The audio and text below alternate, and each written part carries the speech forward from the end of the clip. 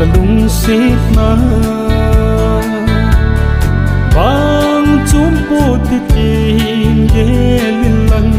silung molo zeno ngai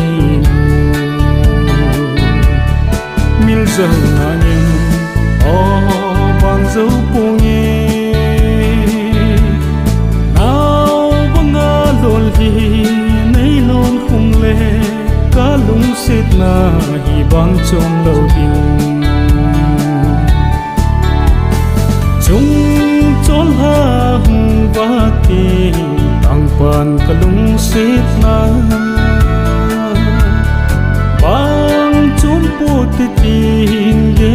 lin lang silung mo lo zeno ngai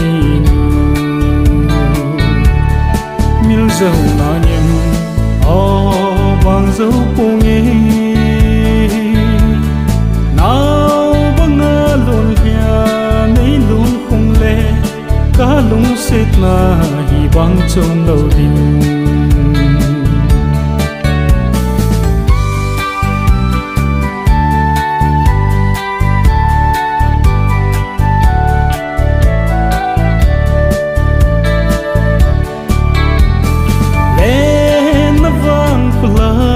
hin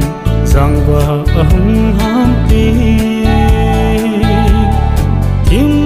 thu ilel chen gelin lan silung mo lo zeno ngai mil zau na nyam o bang zau pungi